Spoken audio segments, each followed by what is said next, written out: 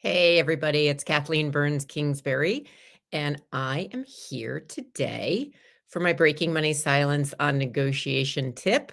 This is the last live that I'm going to have for Women's History Month. And today we are going to focus in on why women can be such great negotiators. Yes, I just said what you don't often hear. Why are women such good negotiators? We are good negotiators because we often have a high level of emotional intelligence. And that emotional intelligence helps us listen to the person we are negotiating with, to understand their perspective, to be able to empathize when need be, to have the people skills to engage in that conversation. And having emotional intelligence doesn't mean that you're a wimp, that you say yes to everything, that you give in negotiations. You still need to learn to set limits, have negotiation strategies, and understand what your worth is. But in general, women have good emotional intelligence. There's actually a research study out there that says, and I just want to get this right. It's a Corn Ferry study that actually looked at 55,000 professionals across 90 countries. And what they found out was women score higher on almost all of the emotional intelligence competencies, higher than men, that is. And so, why is that? Why is that? Well, there's a lot of reasons why women might be good at EI. We're relationship oriented in general. We often are raised to have access to our emotions, to talk about our emotions, and to connect with people in relationships. But before I even get further into why we rock, I need to talk a little bit about what emotional intelligence is. At this point, you're probably rolling your eyes going, oh my goodness, we've talked about emotional intelligence so much in our society. But we throw that word around, but what do we really mean by emotional intelligence? Emotional intelligence is the ability for you to know what you're feeling, to be able to understand how those feelings are triggered, how you are impacting other people with your behaviors and how you're managing those feelings. It's also the ability to read other people, to notice what they might be feeling and how their behaviors might be connected to it. So it's just not all about you and it's just not all about them. It's having the ability to do both. And when we think about emotional intelligence skills, we often think about five things. We think about self awareness, we think about self regulation, empathy, motivation, and people skills. And so yesterday, I was presenting at the Trust School for the American Bankers Association. I get to do their emotional intelligence and client engagement talk every time they have a course, foundation course. There's emotional intelligence in that course. And it's always exciting to be able to share this knowledge with trust officers, people who are bankers, and now to be able to share it with you in this live.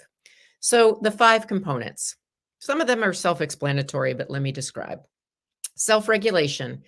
Sorry, let me start with self awareness. Self awareness is understanding yourself. So, it's know thyself, it's understanding what triggers you, what makes you happy, sad, joyful, angry, frustrated.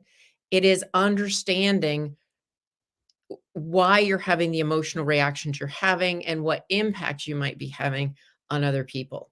So it requires a certain amount of self reflection. You may have been born a very sensitive, self aware person, or you may be somebody who has had to develop that skill. But self awareness is really gaining that insight. And part of what I do with a lot of the women that I work with and a lot of the financial advisors I work with is help them increase this aspect of emotional intelligence.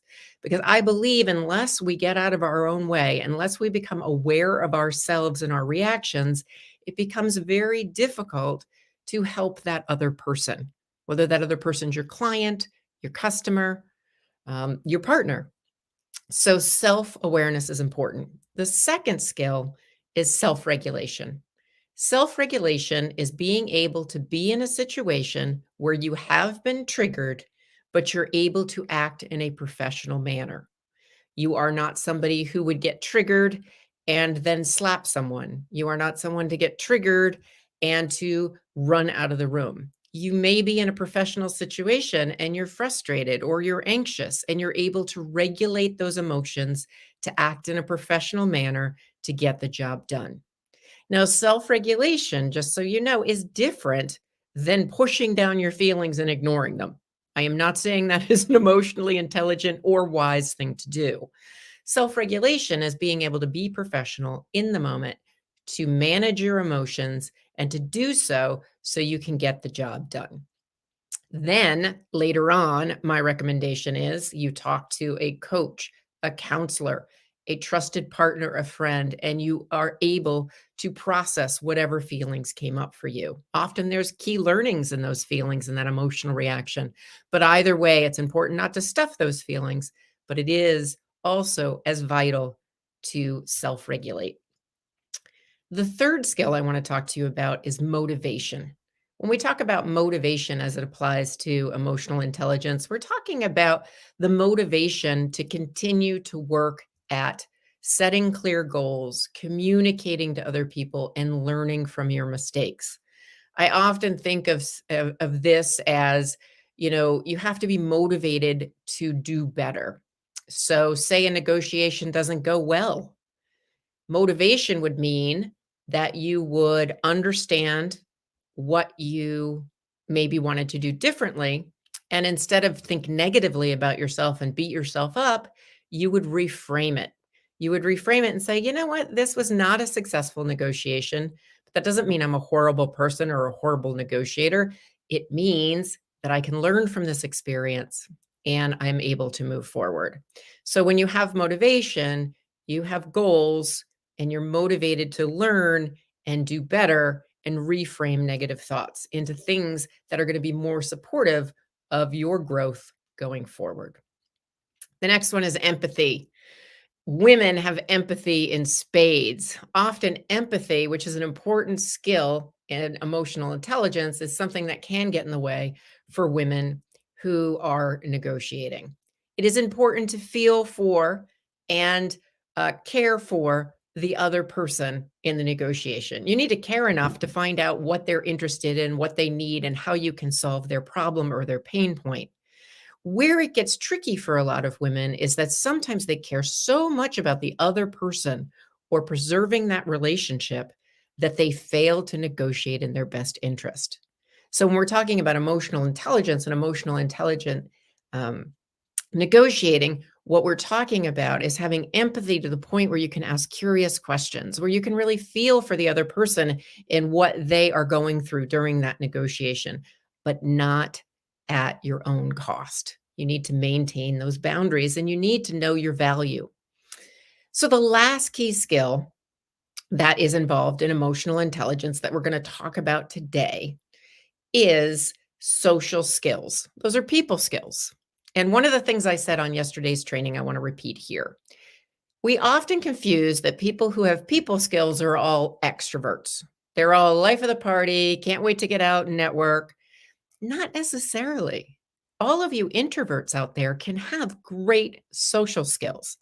It may take a little time after a networking event for you to recharge your batteries, but introverts can have great social skills because you're good listeners.